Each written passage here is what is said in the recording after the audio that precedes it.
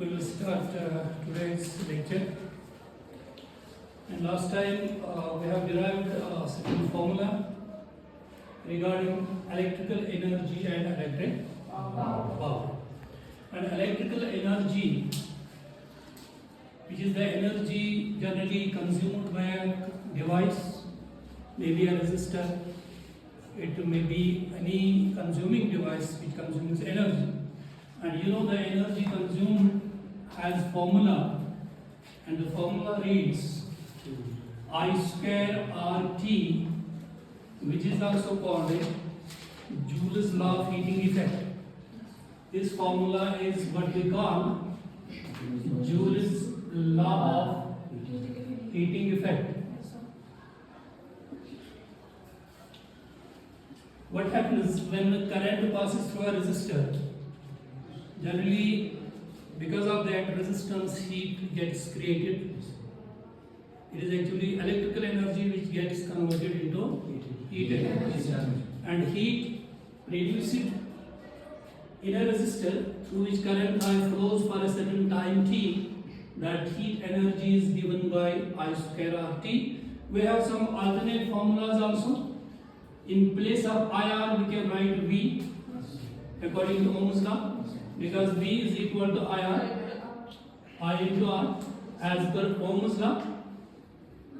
So we can replace IR by V, and we have one more I, and there is of course time T.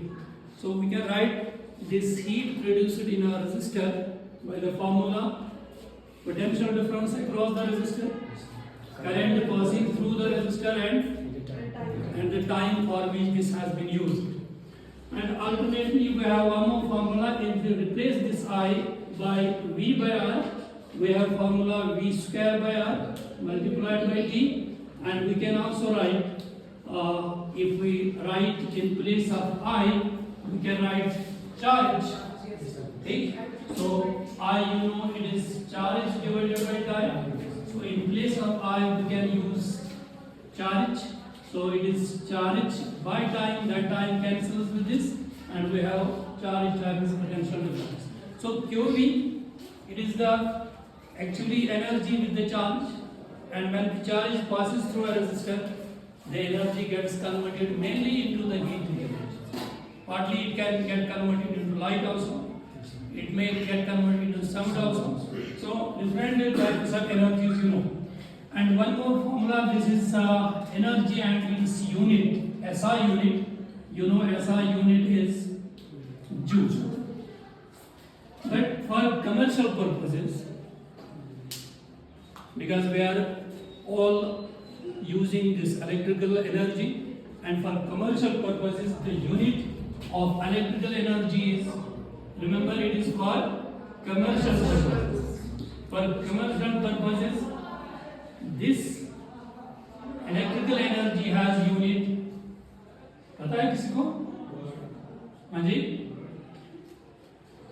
The unit which is used for commercial purposes, the units for which we pay our electric bills, there is a unit that is called as kilowatt hour. Kilowatt hour.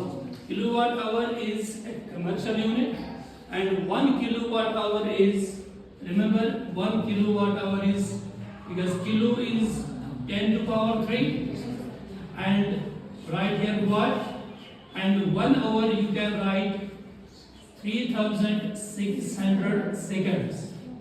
So by multiplying this factor with this, we can write it as 3.6 into 10 to power these 3, and I have used point here, so more 3, it becomes 6. Watt second is nothing but joule. So this amount of joule, 3.6 into 10 power 6, these joules represent 1 unit of electricity. We will go for a numerical here. How much electrical energy is used in a house?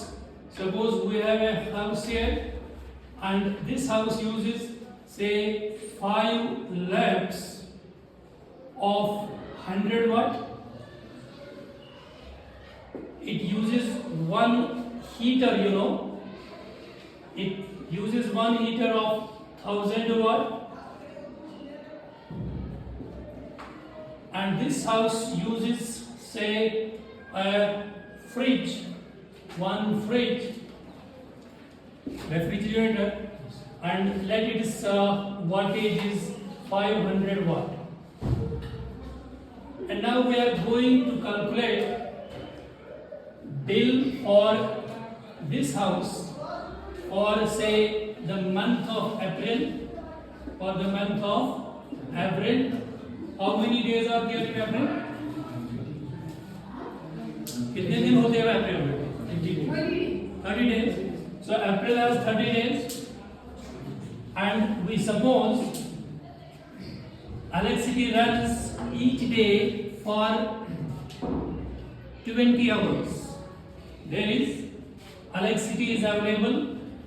Electricity is available for 20 hours per day.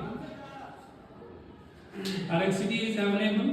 It is available for 20 hours, and we have these devices which are working on the voltage which is specified.